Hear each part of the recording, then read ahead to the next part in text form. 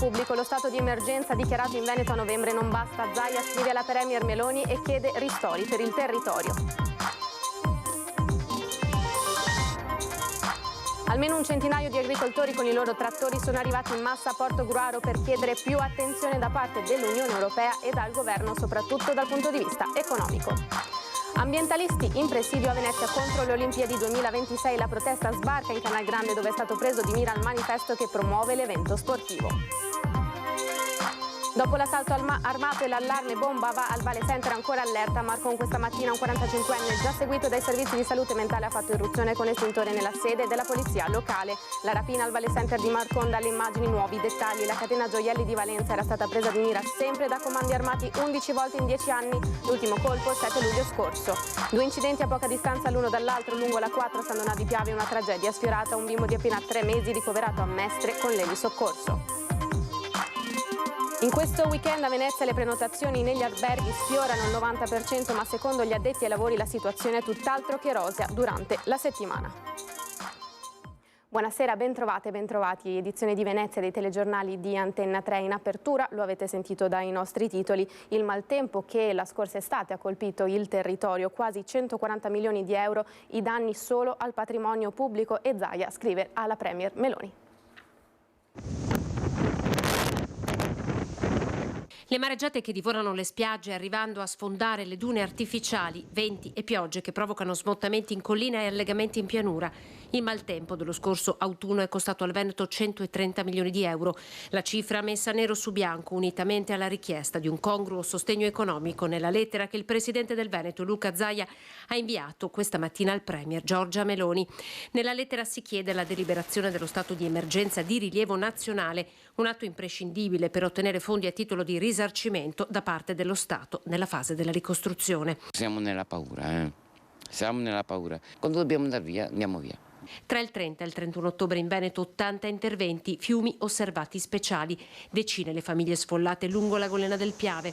Tra frane e allagamenti, 36 ore con il fiato sospeso in provincia di Belluno. Abbiamo avuto precipitazioni piovose accumulate di oltre 150 mm in alcune zone del Bellunese e del Vicentino. A Posta al Pago il 2 novembre Walter Locatello, vigile del fuoco non in servizio, padre di un bimbo piccolo, mentre cerca di aiutare il papà a proteggere la sua abitazione dai danni del maltempo, cade nel fiume Tesa e viene inghiottito dalle acque. Il suo corpo sarà ritrovato dopo giorni di ricerche nel lago di Santa Croce.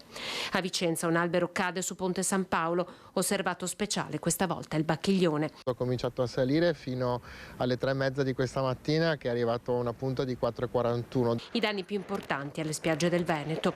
La missiva di oggi è stata spedita anche al ministro per la protezione civile Nello Musumeci e al capo dipartimento della protezione civile Fabrizio Curcio. Zaia ha segnalato le difficoltà delle amministrazioni locali e della stessa regione nel fronteggiare la situazione con la sola adozione di misure finanziarie ordinarie e ha auspicato, si legge, che dalle strutture nazionali la risposta sia tempestiva, tanto quanto è stata quella della protezione civile locale sui territori che il maltempo ha messo in ginocchio. Non si ferma nemmeno in Veneto la protesta dei trattori, siamo stati a Portogruaro. Almeno un centinaio di agricoltori con i loro trattori sono arrivati in massa a Portogruaro, hanno percorso le vie Matteotti, Trieste e Isonzo per poi riunirsi nel piazzale antistante all'ex Perfosfati di Via Stadio. Gli agricoltori sono scesi in corteo per rivendicare una maggiore attenzione, soprattutto dal punto di vista economico, da parte dell'Unione Europea e del governo. I problemi principali sono l'aumento dei costi di produzione e la diminuzione del reddito delle aziende dovuto all'abbassamento dei prezzi delle nostre produzioni.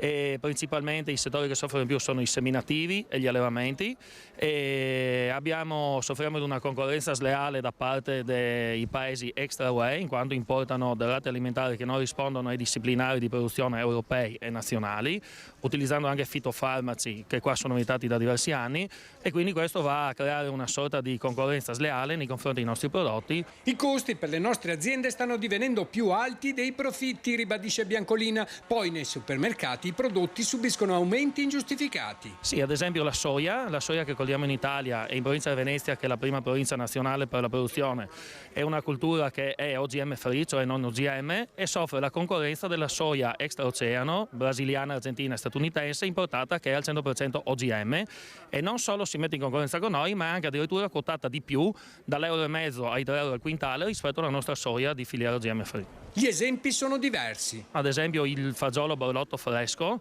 a me come azienda è stato liquidato 1,65 euro al chilo, per dopo trovarlo nei banchi del supermercato dai 4,50 euro ai 5 euro. I manifestanti erano scortati dalle forze dell'ordine, hanno rallentato il traffico, ma non hanno creato problemi di ordine pubblico. Cambiamo argomento, parliamo di Olimpiadi 2026 perché cresce la tensione dopo l'ok alla pista da bob ambientalisti in presidio a Venezia. Andiamo un po' divertente per raccogliere in realtà pensieri, proposte.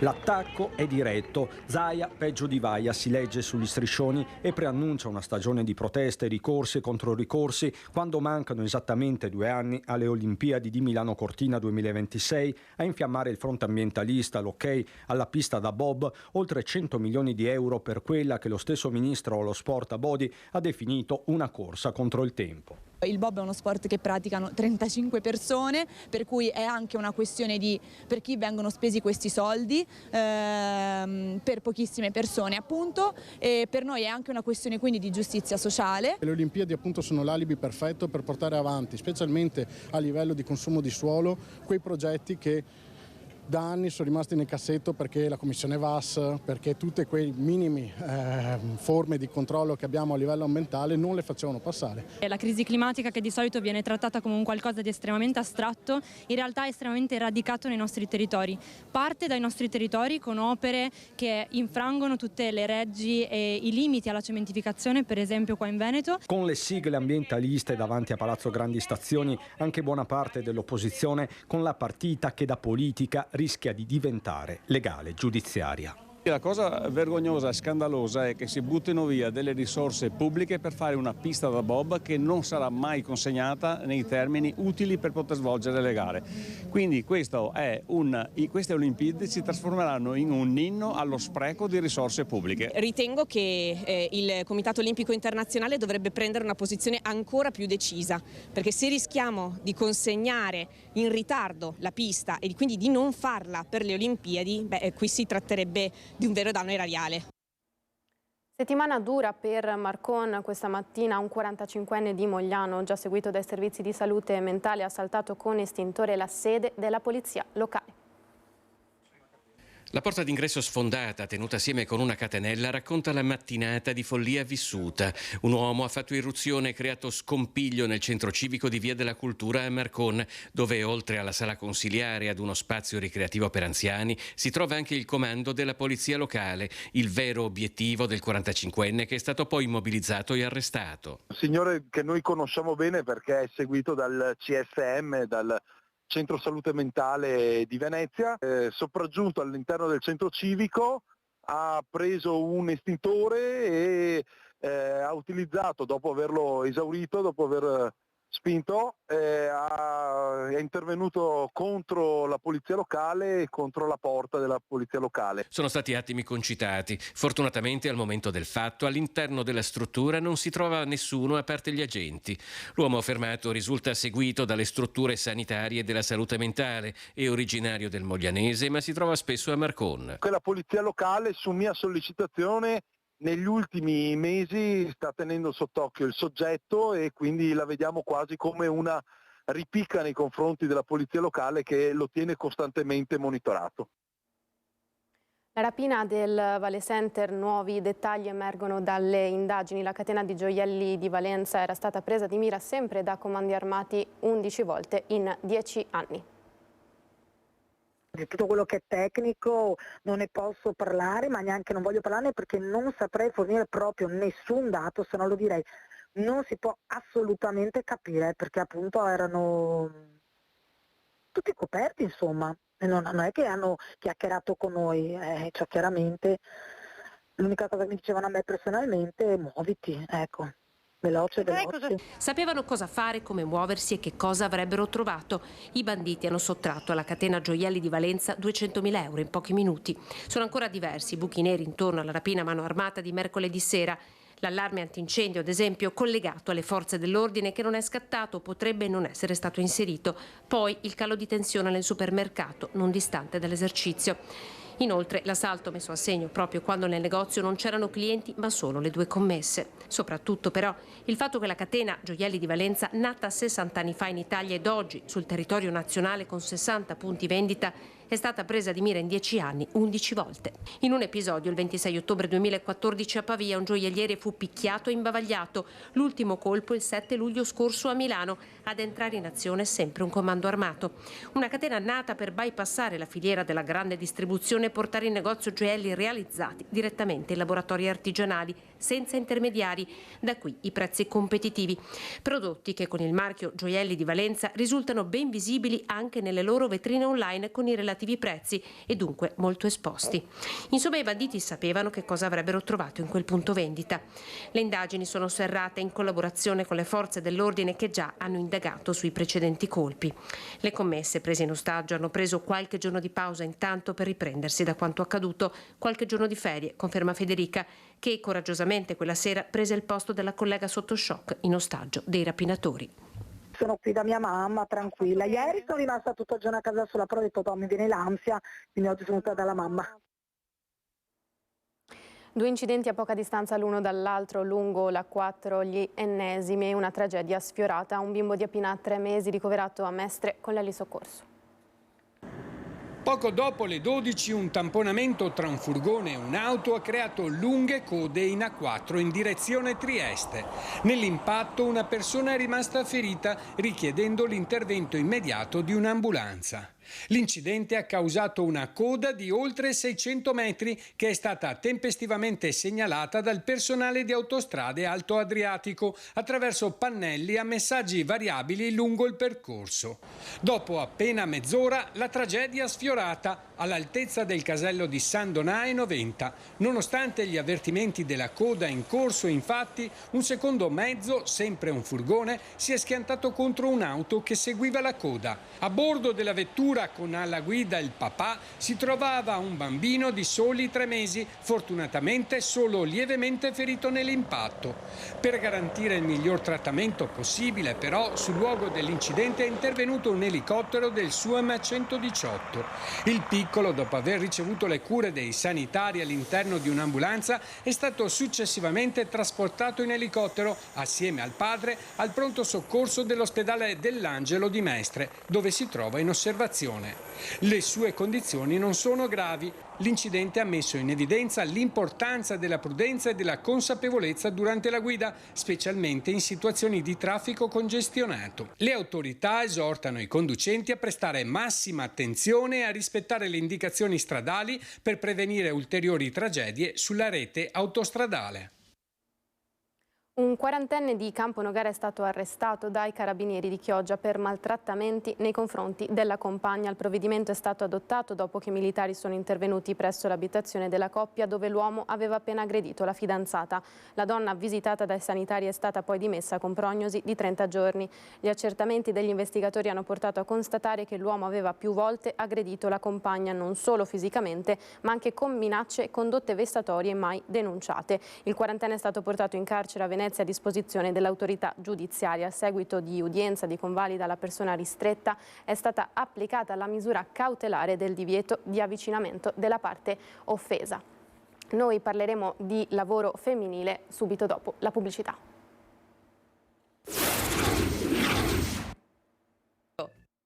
Rieccoci in studio, edizione di Venezia dei telegiornali di Antena 3. Proseguiamo con le notizie, parliamo di lavoro femminile. Il lavoro è lo stesso, ma la donna guadagna meno dell'uomo, a dirlo le donne della CGIL regionale in assemblea a Milano. Nonostante l'occupazione femminile in Veneto si attesti al 62%, 10 punti in più rispetto alla media nazionale, la parità di genere rimane ancora lontana, perché quello delle donne è lavoro spesso sottopagato, precario e part-time. Le differenze salariali raggiungono il picco nei ruoli dirigenziali, 80 euro all'ora agli uomini, 53 alle donne. Nella fascia operaia la differenza è di 17 euro a 13 e ogni euro in meno, sostengono le donne della CGIL Veneto in assemblea al Teatro Comunale di Milano, pesa come un macigno che deve essere demolito. Differenze salariali, lavoro povero, part-time volontario sono solo alcuni degli aspetti che vivono le donne. La condizione reddituale è diversa dalle donne agli uomini, sia durante il periodo di lavoro che nella pensione. Siamo le più povere, siamo quelle che viviamo le condizioni di difficoltà maggiore. Anche il drammatico fenomeno della violenza di genere non potrà mai essere risolto, sostengono le donne della CGIL, se non si pone una soluzione allo squilibrio di potere tra i generi, a partire da lavoro e reddito, che rendono le donne libere di essere e di scegliere, anche di emanciparsi da rapporti tossici. Le donne hanno diritto di essere protagoniste dell'economia del paese, di avere un lavoro tutelato, giustamente retribuito, di avere la possibilità di esprimersi e di essere libere di scegliere, anche di emanciparsi da rapporti violenti. Per questo il lavoro continua ad essere fondamentale. A Venezia adesso, dove è scoppiata la polemica per i lavori in stazione dei treni, vediamo il servizio di Filippo Fois. È sabato grasso e la folla che dalla stazione ferroviaria si riversa verso il centro di Venezia per uno degli appuntamenti più partecipati del Carnevale compie un piccolo slalom per evitare il cantiere che interessa la scalinata monumentale. Subito rilanciati nei social, i lavori iniziati a Santa Lucia in uno dei periodi di maggiore afflusso in città hanno creato a Ca' Farsetti un fronte bipartisan. Le consigliere comunali Cecilia Tonone e Deborah Unisto si sono dette sbigottite e preoccupate nel constatare come un lavoro di tale impatto sia avvenuto nella totale assenza di comunicazione. La cittadinanza non è stata informata, nessuno di noi consiglieri comunali, ma nemmeno gli uffici dell'amministrazione comunale sapevano nulla di questi lavori. Allora, in seguito ad indagini abbiamo scoperto che, secondo il committente, non era necessaria un'autorizzazione, un titolo edilizio da parte del comune. E questo può starci, ma io parlo di cortesia istituzionale, cortesia nei confronti della città che ti ospita. Cecilia Tonon di Venezia e Tua parla dai banchi dell'opposizione, Deborah Unisto di Forza Italia da quelli della maggioranza. Chiesto ai lavori pubblici, non erano stati informati, chiesto all'edilizia se c'era un titolo, come diceva la collega, non c'è, informata la polizia locale che ha detto noi non siamo stati informati e a mio modestissimo parere probabilmente in una città come questa, in questo periodo, forse l'intervento dei vigili era necessario. Unisto e Tonon pongono a grandi stazioni delle domande sia sullo stato della scalinata monumentale, viste le immagini di sventramento attraverso escavatore, sia sulla sicurezza del riversare il doppio dei passaggi sul piano di calpestio rimasto libero. Io in veste di Presidente della Quarta Commissione Lavori Pubblici ho intenzione di organizzare una commissione pregandoli di poter venire, perché se tutto è a posto credo che sia doveroso in una città come questa. Speriamo che ci siano risposte positive da chi può effettivamente spiegarci di cosa stiamo parlando, come verranno svolti i lavori e che ci dia rassicurazioni sulla sicurezza della viabilità per noi e per i nostri concittadini. La pioggia non ha fermato il Carnevale a Venezia. Oggi tanti turisti e splendide maschere in giro per Piazza San Marco, nonostante il brutto tempo. La pioggia non ha fermato la Valle di Farfesta a Venezia per il Carnevale. Stamattina alle 9:18 tutte le barriere del Mose erano in funzione, mentre i canali poi sono tornati aperti alla navigazione delle barche alle 12:53, orario della cessata emergenza. Stasera nuova allerta, alle 21:15 le barriere dovrebbero essere nuovamente sollevate per poi tornare a riposo all'1:50 di questa notte. Così il Mose sta tenendo all'asciutto in salvo il Carnevale 2024 a Venezia, il parco in Piazza San Marco e l'area marciana. Molti appuntamenti sono stati confermati oggi, a partire dal Carnevale diffuso tra Cari e Campielli, alcuni altri annullati o rinviati a data da destinarsi, ma il sistema di protezione della città dell'Acqua Alta ha funzionato bene, come spiega il vice sindaco di Venezia Andrea Tomaello, con delega alla protezione civile. Un weekend di maltempo che ha colpito anche il Carnevale di Venezia, alcune iniziative sono state rinviate, i carri al Lido, a Marghera e a Campato sono stati rinviati a data da destinarsi, alcune iniziative sono confermate, ma insomma speriamo che comunque il Carnevale in questo ultimo weekend sia comunque gioioso e festoso per le tante persone che sono in città e per i tanti cittadini, tanti bambini che vogliono trascorrere dei momenti di allegria festeggiando il Carnevale. Il direttore del centro marea del comune Elvise Papa spiega invece i motivi che stanno alla base dell'alta marea di questi giorni. Cominciano le prime precipitazioni, le temperature si stanno alzando e questo è associato all'innesco di un vento di scirocco che sta interessando già da ieri sera il Mar Ionio, il Basso Adriatico e nelle prossime ore toccherà la costa veneto-friulana. Questi sono gli ingredienti caratteristici anche per il fenomeno dell'acqua alta. E a proposito di carnevale andiamo a vedere qual è la situazione negli alberghi veneziani. Primo bilancio di carnevale con gli albergatori veneziani. L'andamento della Kermesse sta andando come era nella logica delle previsioni. La data di quest'anno, troppo a ridosso delle festività natalizie, ha comportato sicuramente meno presenze, soprattutto durante la settimana, rispetto a quando la Kermesse arriva più avanti. Il direttore dell'Associazione Veneziana Albergatori guarda comunque al bicchiere mezzo pieno. Un carnevale che giunge basso e quindi inevitabilmente vive di periodi felici e di periodi non felici. I periodi felici sono i weekend naturalmente, dove abbiamo avuto dei tassi di occupazione fino all'85% nel primo weekend e ora nel prossimo che chiude il carnevale tra l'85-90%. Durante la settimana invece i tassi di occupazione sono stati più bassi, complice le temperature, complici il maltempo, complici l'inevitabile carnevale basso. Quando un carnevale giunge a gennaio è inevitabilmente meno attrattivo rispetto a un carnevale che giunge quando già le temperature sono più elevate, verso fine febbraio. Un buon avvio di stagione. Una soddisfazione da parte degli albergatori al 50%, perché da un lato i weekend si è rispettata la grande affluenza nella città di Venezia, mentre invece meno felici per quanto riguarda il periodo infrasettimanale. Comunque è un buon inizio di stagione, perché abbiamo visto che la gente ha ancora voglia di venire a Venezia, ha voglia di spendere, ha voglia di visitare la nostra città e quindi è molto probabile che il 2024 ripeta i risultati positivi di questo inizio anno e della fine dell'anno scorso. Per questa edizione è tutto, ora vi lascio al meteo, una buona serata, grazie per essere stati con noi, arrivederci.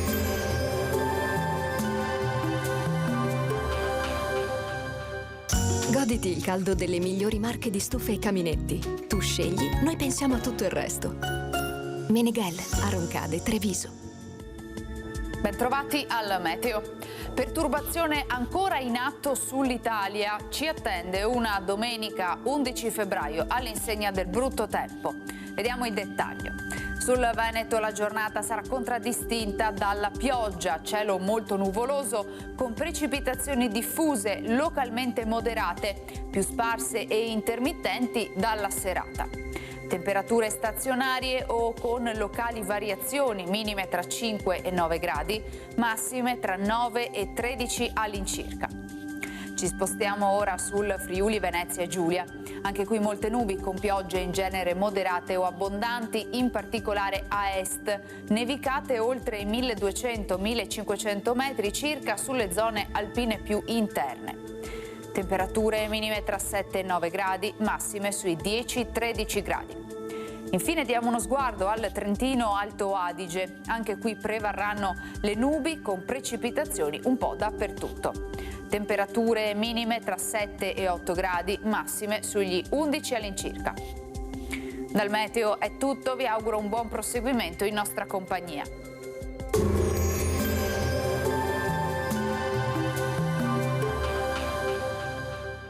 Goditi il caldo delle migliori marche di stufe e caminetti. Tu scegli, noi pensiamo a tutto il resto. Meneghel, a Roncade, Treviso.